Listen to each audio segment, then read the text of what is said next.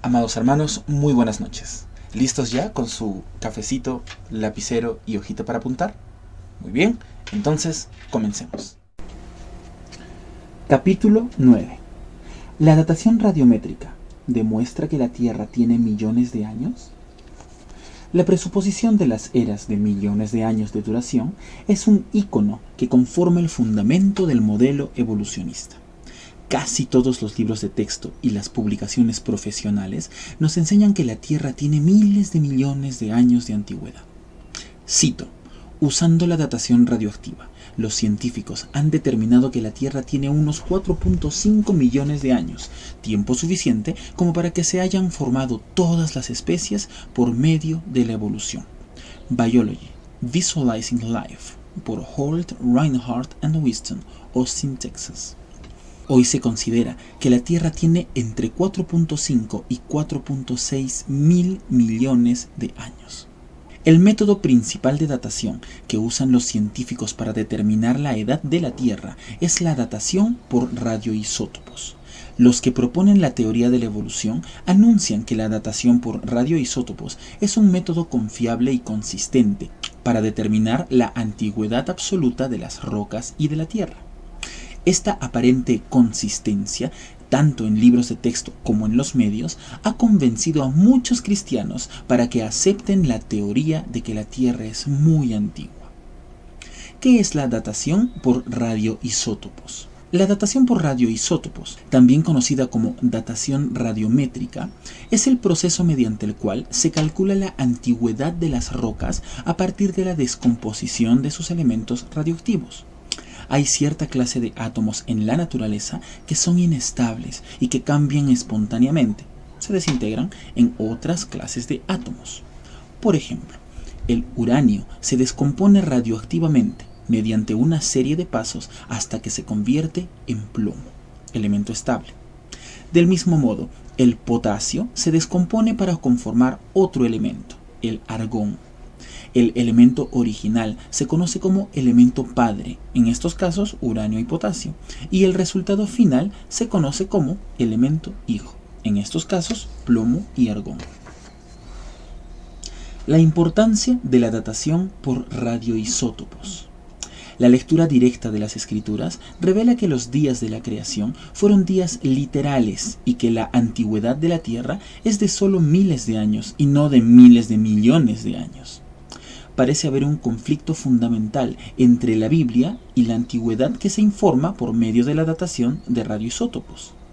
Como Dios es el creador de todas las cosas, eso incluye a la ciencia, y su palabra es verdad, la antigüedad verdadera de la Tierra tiene que coincidir con su palabra.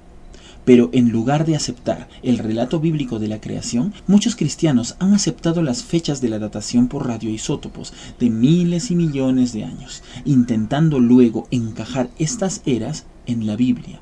Son profundas las implicaciones de ello y afectan a muchas partes de la Biblia. ¿Cómo funciona la datación por radioisótopos? La datación por radioisótopos se usa comúnmente para establecer la antigüedad de las rocas ígneas. Son las rocas que se forman cuando se enfría y solidifica el material caliente y derretido.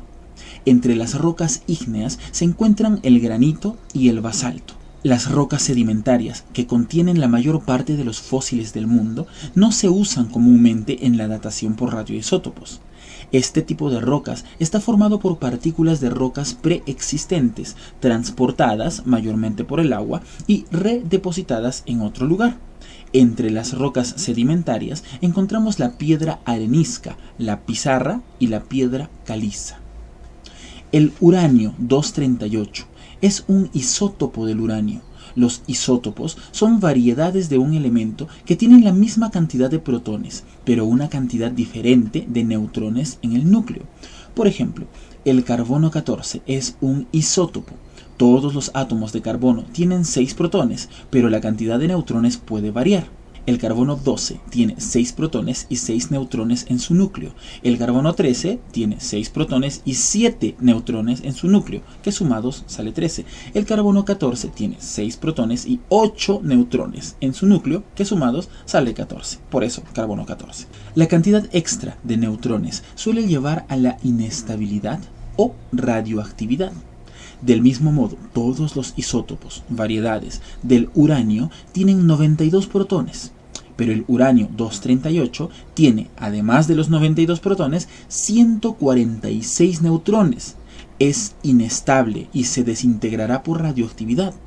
Primero para formar torio 234 y finalmente para formar plomo 206. A veces la desintegración radioactiva puede hacer que un átomo pierda 2 protones y 2 neutrones. A esto llamamos desintegración alfa.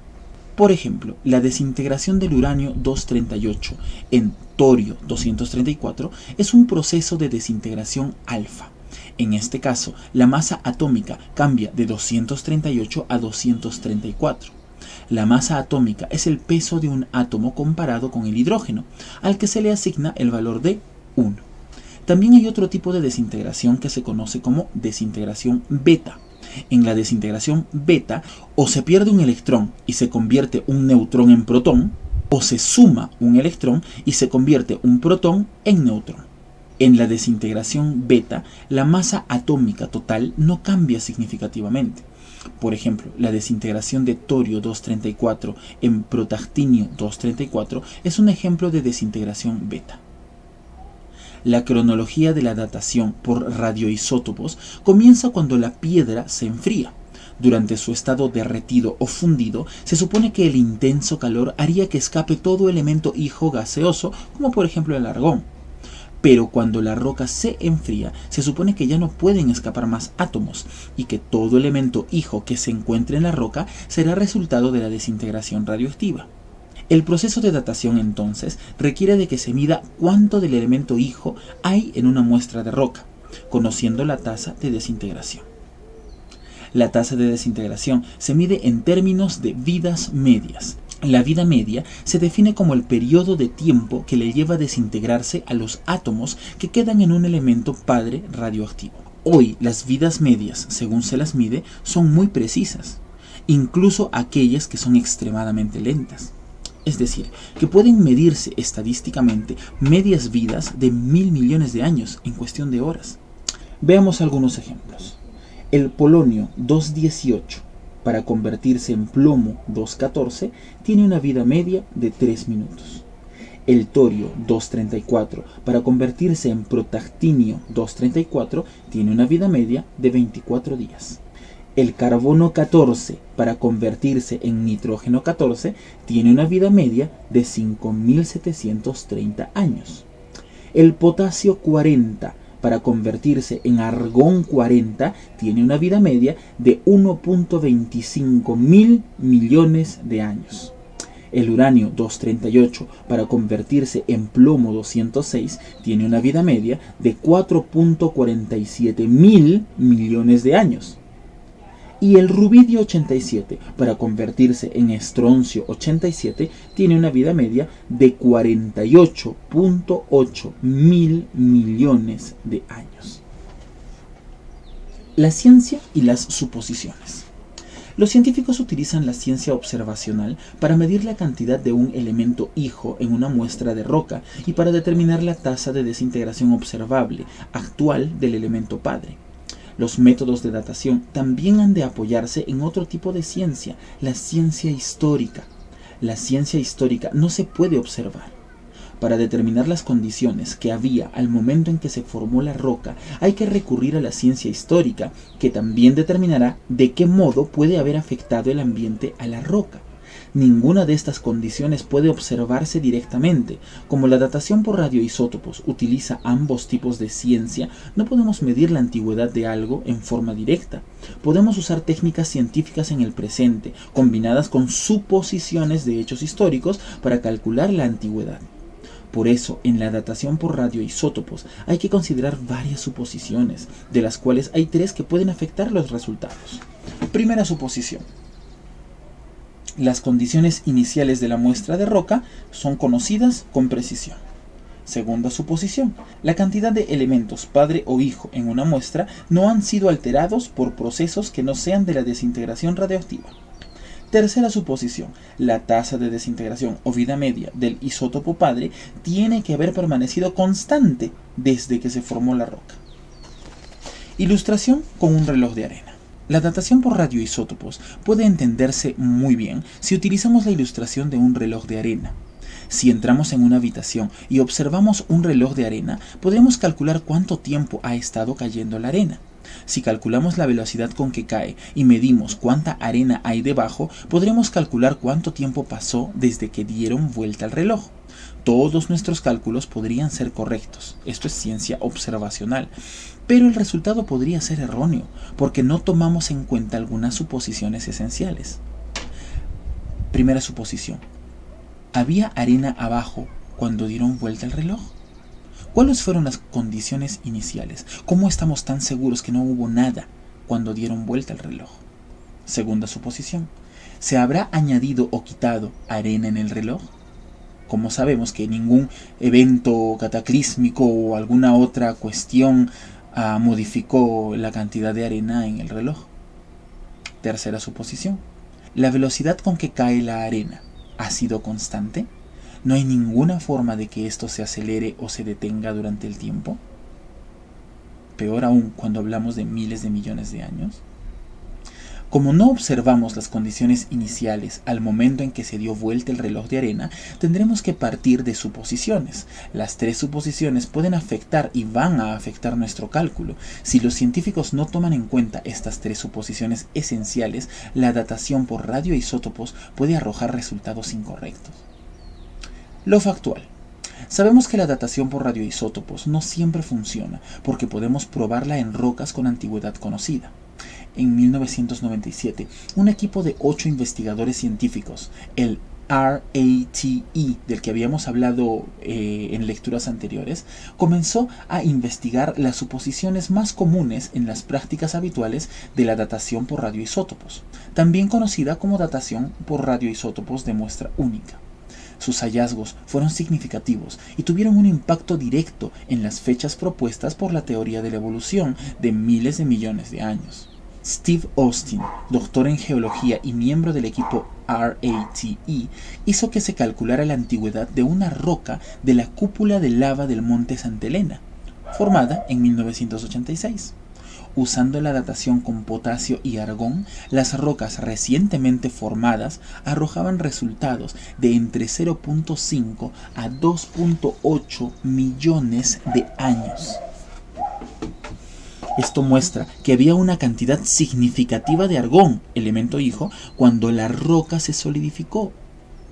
Es falsa entonces la suposición número 1, que supone que no había absolutamente nada del elemento hijo cuando se formó la Tierra. El monte Ngauruhoe está en la isla norte de Nueva Zelanda y es uno de los volcanes más activos del país. Se tomaron y se pusieron fecha a 11 muestras de lava solidificada. Se sabía que esas rocas se habían formado a partir de erupciones en el año 1949, 1954 y 1975. Se enviaron las rocas a un respetado laboratorio comercial, The Geochrome Laboratories en Cambridge, Massachusetts, y las edades de las rocas enviadas oscilaban entre los 0.27 a los 3.5 millones de años. Pero el equipo de investigación sabía muy bien que las rocas tenían menos de 70 años. Los volcanes acababan de explotar hace poco tiempo. Como se sabía que las rocas tenían menos de 70 años, vuelve a verse que la suposición número 1 es falsa. Cuando la datación por radioisótopos no brinda fechas precisas en las rocas cuya antigüedad conocemos, ¿por qué deberíamos confiar en este método para las rocas cuya antigüedad nos es desconocida? En todos los casos, la antigüedad de las rocas era muy exagerada. Datación por isócrona. Hay otra forma de datación que se conoce como datación por isócrona, que implica analizar 4 o más muestras de la misma roca. Esta forma de datación busca eliminar una de las suposiciones de la datación por radioisótopos que utiliza una única muestra, utilizando gráficos y estadísticas más que contando los átomos presentes. No depende de que la concentración inicial del elemento sea 0. La técnica de datación por isócrona se supone infalible porque, alegan, se elimina así las suposiciones en cuanto a las condiciones iniciales. Pero este método también tiene suposiciones. Serán diferentes, pero son suposiciones acerca de las condiciones iniciales. Por lo tanto, puede arrojar resultados incorrectos. Si los métodos de muestra única y de isócrona son objetivos y confiables, entonces debieran ser también concordantes. Sin embargo, con frecuencia no concuerdan. Si se calcula la antigüedad de una roca usando más de uno de estos métodos, los resultados van a ser diferentes. Por ejemplo, el grupo RATE obtuvo dataciones por radioisótopos de 10 lugares distintos. Para omitir todo potencial sesgo, se mandaron a analizar las rocas en distintos laboratorios comerciales, y en todos los casos, las diferencias que arrojaron las dataciones por radioisótopo usando muestras únicas fueron tremendas. Hubo casos en los que la diferencia era de más de 500 millones de años. El grupo RATE concluyó, entre otras cosas, con lo siguiente, cito: la datación de potasio-argón de única muestra mostraba una variación terrible. 1. La datación potasio-argón de única muestra mostraba una variación demasiado amplia. 2. Se halló marcada variación en datación mediante el método por isócrona, utilizando distintos análisis padre e hijo.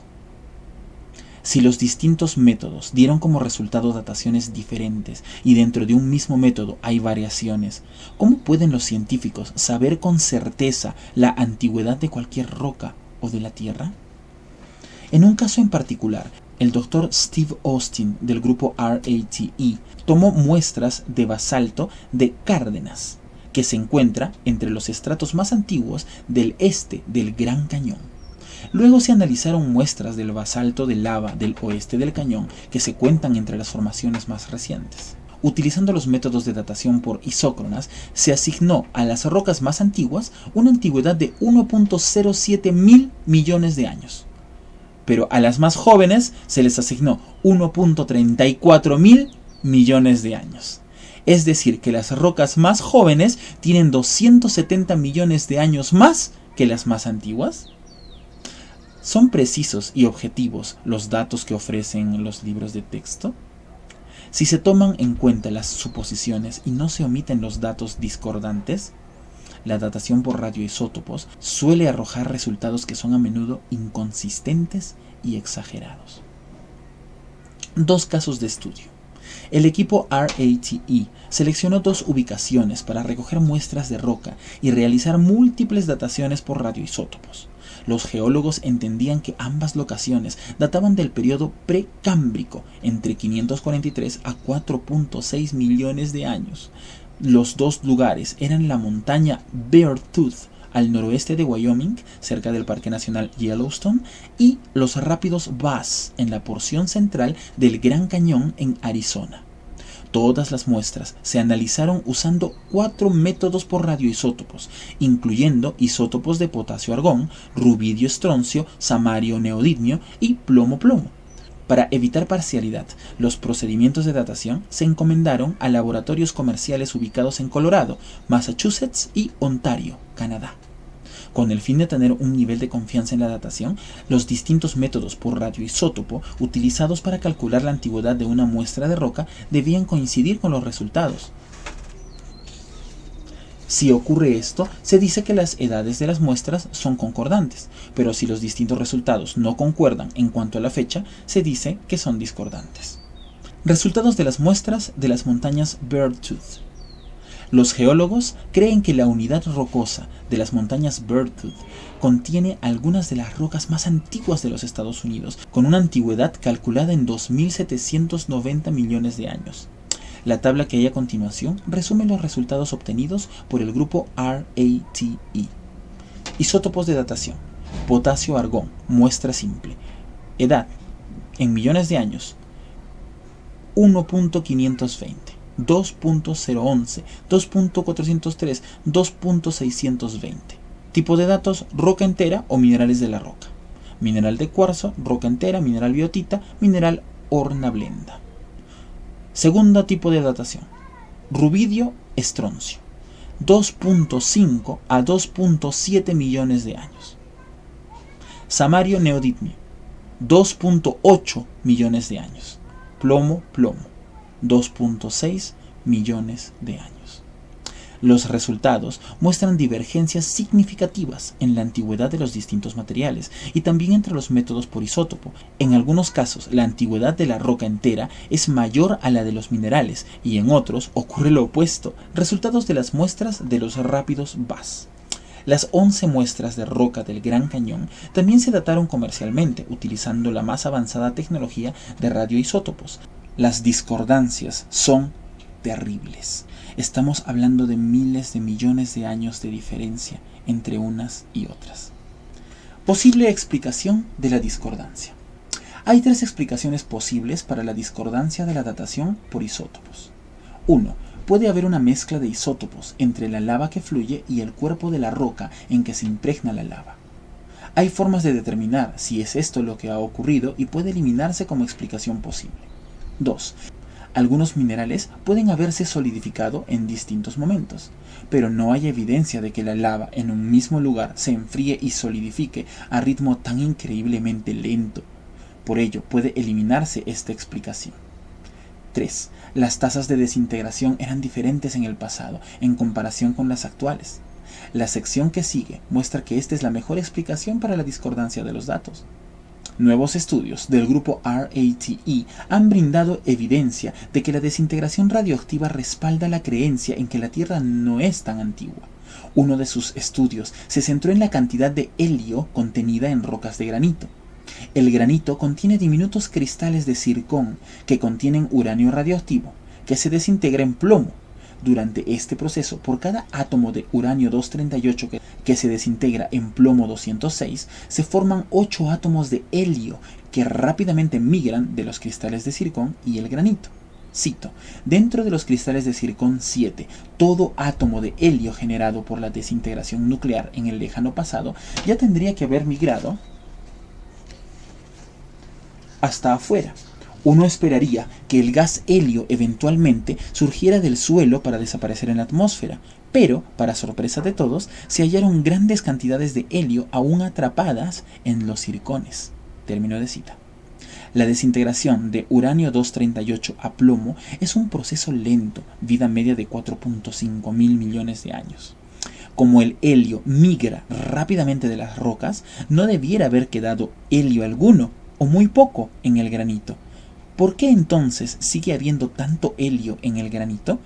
Una explicación probable es que en el pasado la tasa de desintegración radioactiva se haya acelerado mucho, al punto de que se producía helio más rápido de lo que lograba escapar, haciendo así que en la roca quedara abundante helio atrapado. El grupo RATE reunió evidencia de que en algún momento de la historia la desintegración nuclear se aceleró significativamente. Cito, los experimentos que comisionó el proyecto RATE han confirmado con claridad las predicciones numéricas de nuestro modelo de creación. Los datos y nuestros análisis muestran que la desintegración nuclear supuestamente ocurrida a lo largo de miles de millones de años ocurrió más bien muy recientemente, hace unos 4.000 a 8.000 años. El grupo RATE sugirió que esta desintegración acelerada ocurrió o bien durante la semana de la creación o durante el diluvio. La desintegración acelerada en tal magnitud haría que se generara un inmenso calor en las rocas. La tarea de determinar cómo se disipó este calor presenta una nueva oportunidad que entusiasma a los investigadores de la creación.